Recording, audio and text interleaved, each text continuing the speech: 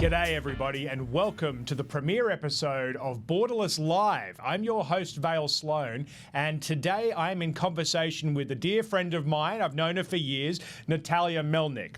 Now Nataliya is the executive director of Atlas Network's Kyiv, Ukraine-based partner organisation, the Bendukidze Free Market Center. Now, Nataliya has remained inside Ukraine despite the Kremlin's recent invasion, and she's written and spoken on the events that are transpiring right now in Ukraine in a number of forums, online, in writing, and in person. I'm delighted to have Nataliya join us today to discuss what's happening on the ground in Ukraine and get some first-hand updates from her. Nataliya, welcome to Borderless Live. Hi guys, thank you for having me, and thank you for saying Ukraine, but not the Ukraine. Points Ukraine. go to you. And here's my cat as well. I apologize. Hey, I have a cat at home too, Nataliya. Good Liberty people like cats. I'm all about that. It's a cat cameo, we can call it. Now, Nataliya, the big question to ask is, why did you stay? I mean, understandably, hundreds of thousands of people have had to flee from the Russian invasion, and it's heartbreaking to watch. You've chosen to stay in Ukraine. What prompted you to make that decision?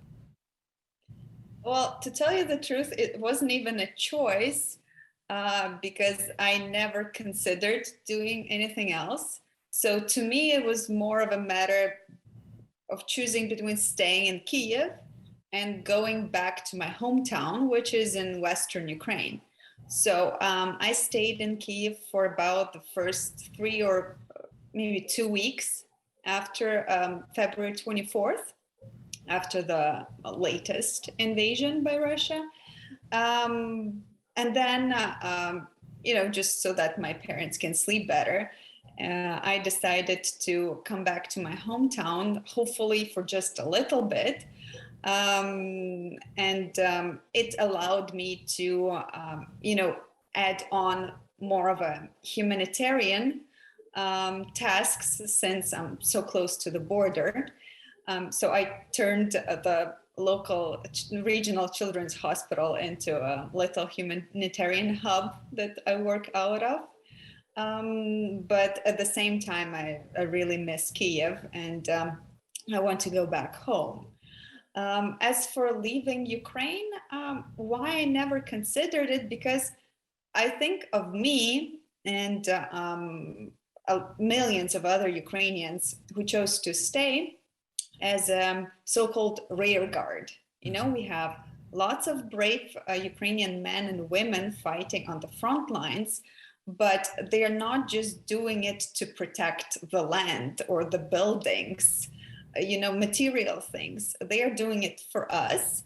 And I think by staying, we are doing a lot for them as well. Absolutely. We are supporting them. We are showing that, we are not going anywhere anytime soon. And I believe this is also sending a message both to Russia and to the rest of the world and giving them more faith in us.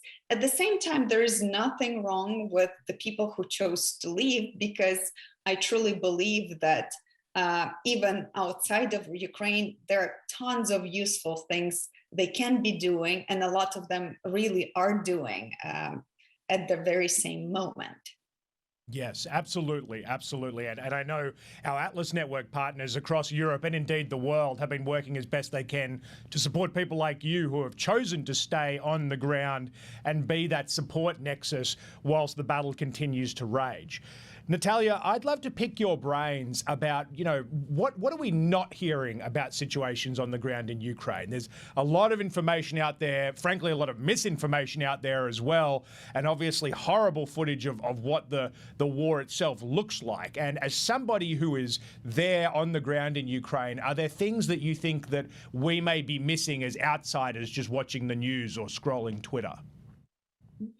Well, just seeing all of the media narrative, even if, it's true, not so true, or completely untrue, the situation in Ukraine is still being covered compared to what we have been seeing over the past 8 years, because the Russian invasion of Ukraine happened in 2014, but it was just more convenient not to look at it as a war, right? Because it was more limited and largely ignored. But right now, Ukraine is still staying, all over the world, in all of the media outlets. And it's one of the things that we really appreciate, because what we're afraid of is that people getting so used to these atrocities that are happening in Ukraine every day that they will start forgetting. And this is something that would be extremely horrible for us, and for everyone fighting for the right cause in this situation. As for the the usual way as the media works, it's going for the biggest stories, right? Either the greatest tragedies or the biggest threats, like discussing the nuclear threat. Yes. It's difficult, and I understand why it is so difficult to actually transmit the whole experience of being in a war-torn country in the middle of Europe. And I think that that's one of the reasons why there is genuine misunderstanding of what's happening in Ukraine. And more people are speaking out about it outside of the country. For example, people are shocked when they see Ukrainian refugees, even though we don't like the term refugees, driving around Europe in quite nice cars, pricey cars, so they are shocked. Because it seems that they were expecting all of Ukrainians to be extremely poor, needy, and incapable of doing anything. I'm not sure what exactly the expectation was, but I do feel that a lot of the time we are defying these expectations. Right, when the latest phase of the war started, it was like most of the people expected us to fail, and we didn't. We are still standing, we're still fighting. And then on top of that, we are having to deal with a lot of misconceptions and a lot of disinformation that is coming out of Kremlin nonstop, to tell you the truth. But a lot of Ukrainians are working on dealing with this threat, that a lot of the news are being translated. I'm pretty sure most of the news are being translated into English. A lot of people are doing what I'm doing, or I'm trying to do what they're doing, just by talking about this, on the social media, and trying to explain why these things that you are reading, even though that they're printed in English, but they still are Russian propaganda, because the narratives that they're spreading are completely untrue. So no, we were not bombing our own people for the past 8 years. And no, we were not planning to attack either Russia or Belarus, because never in our history we've ever attacked anyone. No, we are a peaceful country. And up until 2014, our army was barely in existence at all. So there are a lot of the fronts we're trying to fight this war. And I think that the informational one is also extremely important. But like I said, the whole atmosphere, the whole experience is really difficult to transmit, because even for us, people who are going through this, it's very difficult to put it into words, and trying not to sound like we are looking for pity, right? Or like we are asking for something. But I think we are trying, and in some way, by telling the stories, we're just doing that. But we are skipping on the everyday component. And you know what it's like to learn that during the bombing, you need to keep 2 walls between you and the outside. Wow. Because it's safer. right? What it's like to live in between the air raid alerts. Just imagine this.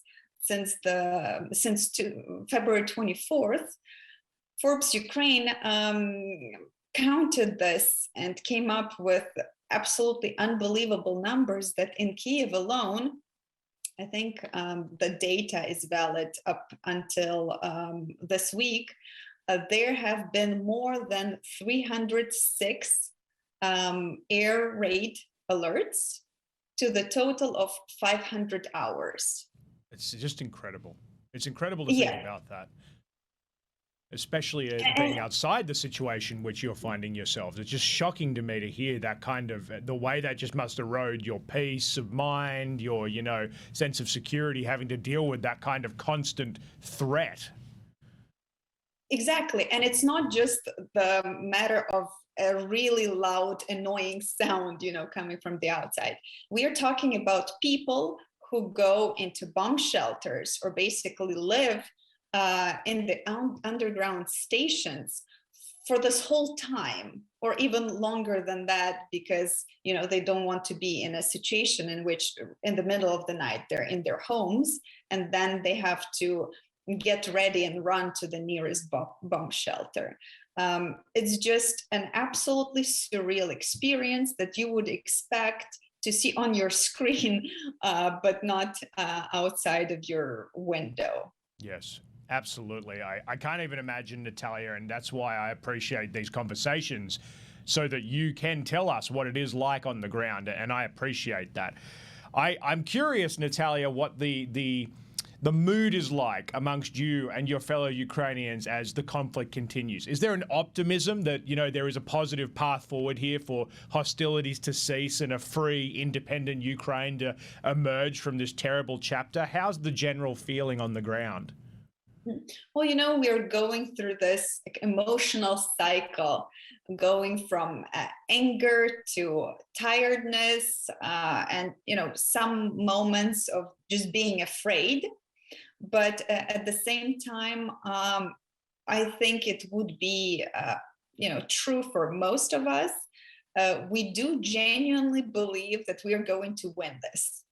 The only reason why we do have these moments of tiredness and of being afraid is that we don't know how many people we will lose on the way to the victory, because the longer it takes, the more children die, the more civilians suffer, the more lives are destroyed.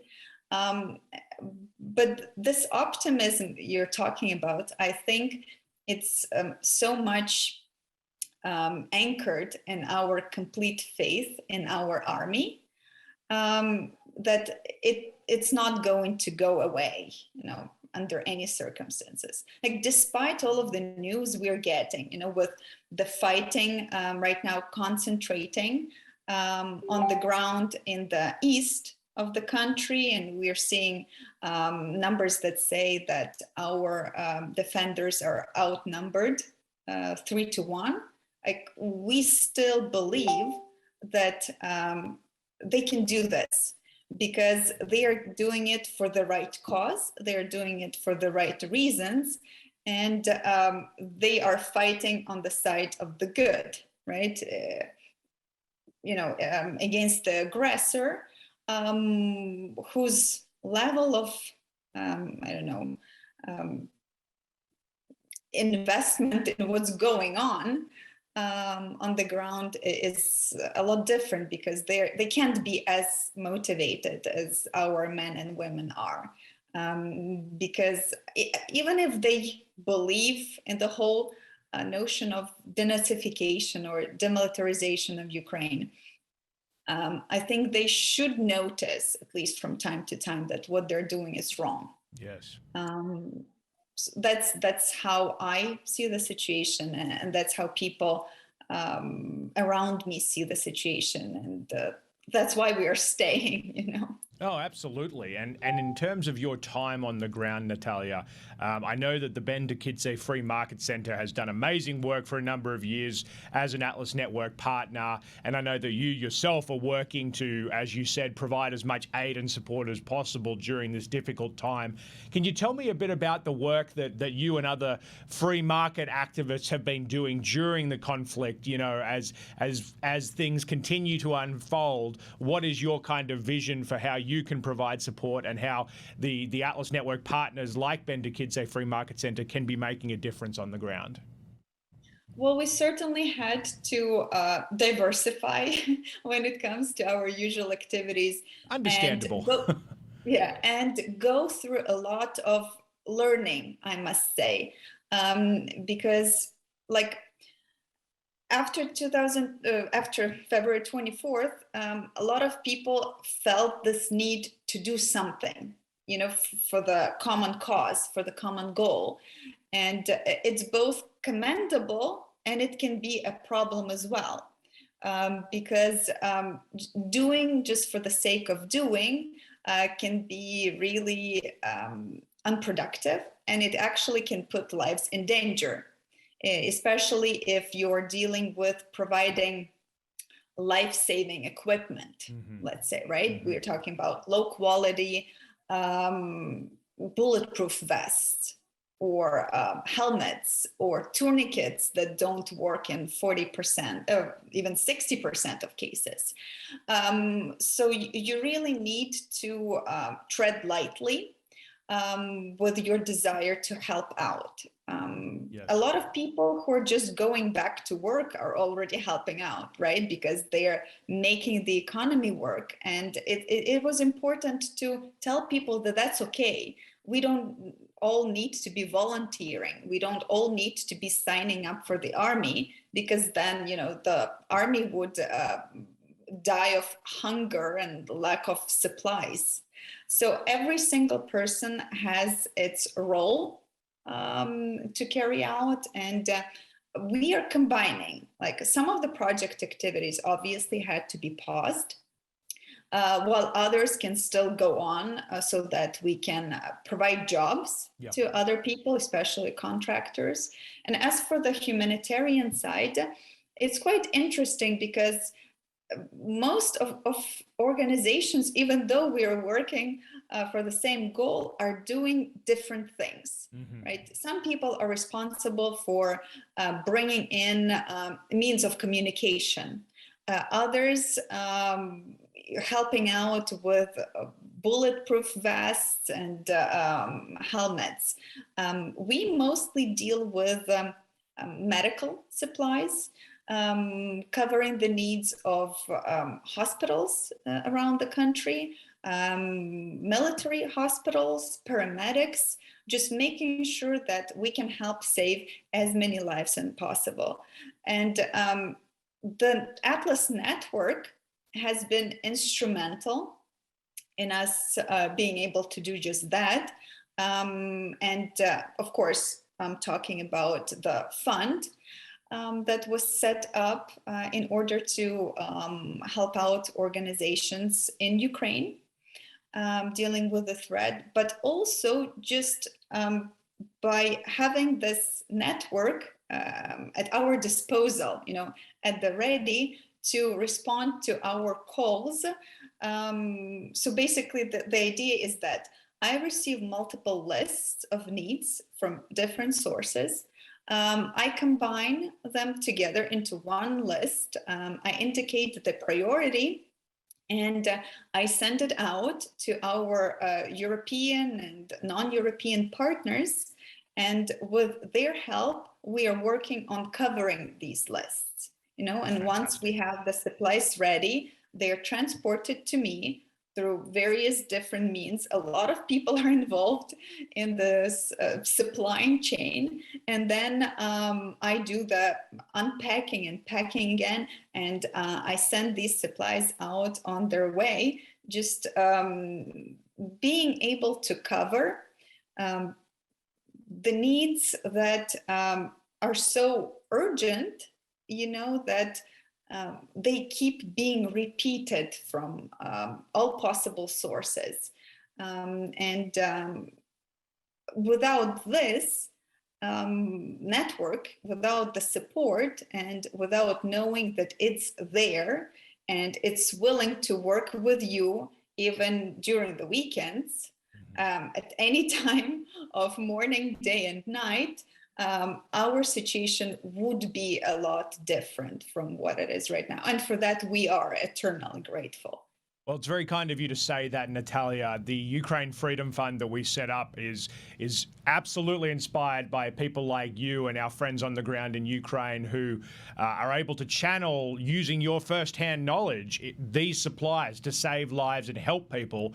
But also, we're proud that the fund is helping support important organisations like the Bendukidze Free Market Center to make sure that there are these voices for a free, prosperous and open Ukraine well into the future. And certainly once these hostilities have hopefully soon ceased. We're so proud to be working with you and other free market allies to save lives now and have the infrastructure ready to go to keep the fight going for a free, prosperous, strong Ukraine well into the future. So thank you for all that you're doing, Nataliya. It's truly inspiring to all of us here. We love getting the updates and we love being able to have these conversations with you. Nataliya, what would you say Ukraine needs most from the rest of the world right now? What is the thing or things that are really urgently required from your perspective? Mm-hmm. So obviously we can be talking about different scales of support, like support on different various levels. So first of all, on the more like global, massive level is just staying invested in what's going on in the country and working together to make sure that this ends with an emphatic result as soon as possible. And why I'm saying that is because half measures are not going to work in our situation, because we know very well that if we don't stop it now, Russia will be back, be it, you know, in a couple of months or in a couple of years, whenever they're ready to carry out another attack, they will be back. And we do have a feeling that right now Ukraine and Ukrainians are acting as a sort of a, let's say, freedom shield, you know, for Europe and for the rest of the world, because it's about a lot more than just Ukraine itself.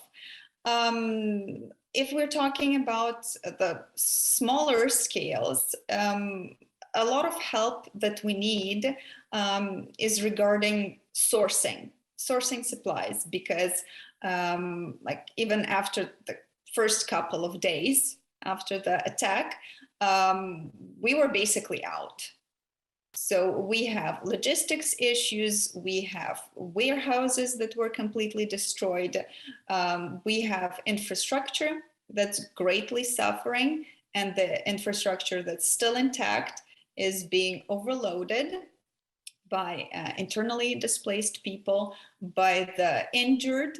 And here we are, you know, playing the long game. Yes. Because with the number of schools and hospitals that were destroyed, we will not be able to go back to our normal lives anytime soon. So it's going to take years, and it's basically stolen years from our people, from our children.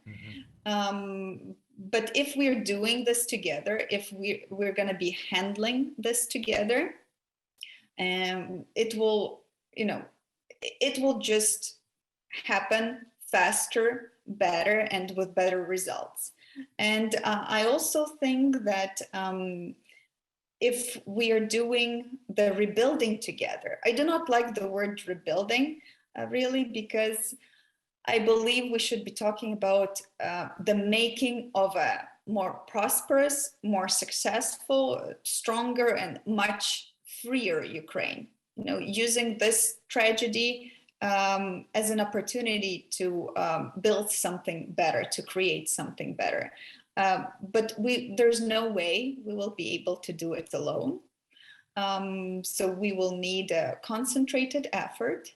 And once again, I wouldn't want to be talking about this, but we are also talking about the need for lethal aid as well, right? Because we can certainly not win this thing with just the non-lethal means. And Yes. unfortunately, if we were able to call on the Atlas network of organizations, I'm sure we would be able to get all of the possible weapons we would ever need right away. But we have to be dealing with governments that are, bureaucratic machines that take a long time, that take a lot of persuasion, but most of them do look at their people and hear their voices. And if people are speaking out together with us, they will be influenced and they will be making the right decisions in this situation. We are not asking for weapons because we want the war to continue. No, we want the war to end with as few victims as possible. And for that, we need all the help we can possibly get. Yes, that makes a lot of sense, Natalia. And, I really like that analogy you made of Ukraine really being a shield for freedom in a broader sense right now. I mean, our very own Dr. Tom Palmer, who I know has spent time on the ground in Ukraine, and I've spoken to on Borderless, made a very similar point. It's rare in life that we see such a black and white example of what's at stake than what is happening in Ukraine right now. From an outsider perspective, the values that you and the Bendukidze Free Market Center stand for, free, open, prosperous societies, are under attack in a very literal sense. And that's why we're so proud to be able to support you and your work through the Ukraine Freedom Fund to make sure that we can keep these ideas and these values defended and alive, and make sure that there is that prosperous future you spoke of. Absolutely. And I feel that this whole situation is a massive reality check to our values, right? Because we are freedom-loving people, right? We are a freedom-loving movement, but just loving freedom and not being willing to defend it tooth and nail, it's just meaningless. Like within the first week, I had a lot of so-called, probably self-called libertarians coming into my comments and asking, like, why don't you just quit? Why don't you just stop fighting? Your people are dying and it's Zelensky's fault and he's sending them to die. And this shows not only the profound misunderstanding of what's going on. No one is sending anyone to fight. We all want to fight. We're all in it, and we're not doing it for the government at all, right? We are doing it for our people and for our country. So that's completely different. But also, like, what do you mean by why don't you quit? If we quit, if we give up fighting, if all of the freedom-loving Ukrainians leave Ukraine, which they will, you will have another Belarus and Russia on your hands. You will have millions of scared people afraid to speak out because they can and will be arrested, and the situation will just be deteriorating. Yes. But we don't want that. We don't want that for our country. That's exactly why we're fighting. And that's exactly why Ukrainians are dying, Oh, yeah. and that's what we're trying to explain to those who are willing to listen and hopefully make them change their mind. Yes. Because when we have a situation of war with Ukraine being attacked by Russia, you have, like you said, the situation which is pretty clear. You have a clear aggressor, and you have a clear part which is defending, enforcing, the love of freedom, property rights, and the right to self-defend, in which we all supposedly believe in. So let's prove it. If you really believe in those things, you should be on the Ukrainian side in this war. Amen, Nataliya. Putting the money where the mouth is. I agree with that 100%. Nataliya, it's been great to hear about your experiences and what's happening on the ground. These kind of insights are so vital for us who are not there to know what's going on. And I, for one, am very grateful to hear about how the Ukraine Freedom Fund that Atlas Network put together has been used by you and others to make a real impact.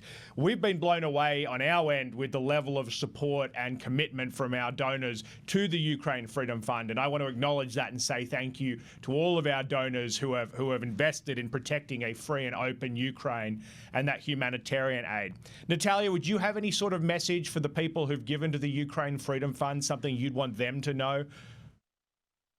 Well, other than, we are eternally thankful, and you're basically stakeholders of this fight for freedom that's going on in my country. What I want to say is that we are, taking a stand, and we are feeling the support and the belief in us and in what we're doing, and it is fueling us. Even, it's taking us through those moments in which we might feel like we want to give up, a couple of seconds once in a while. But with the support that we are receiving, our faith is just burning brighter. And we do believe that Ukraine will rise from the ashes of war. And it will be not just because, of our efforts in Ukraine, but it will be because of every single penny you put into this fund, because all of it is going to really good causes, every single one of them. That's a very powerful message. Thank you, Nataliya, and very humbling as well. I know our supporters and Atlas Network are very proud to be standing behind you and our friends of freedom in Ukraine. Now, Nataliya, we've known each other for years. I'm very lucky to call you a friend, and I found it very inspiring to see your work as such a strong advocate for Ukraine and the ideas of freedom in this difficult time. How can our viewers stay in touch with you, with the Bendukidze Free Market Center, and stay up to date with all the important work that you're doing? Please do not go to our website because it's currently being updated. We are going to launch the new one. So I would encourage you to check us out on the social media. We mostly use Facebook to talk about some of the things that are going on, or try to raise the spirits of our subscribers.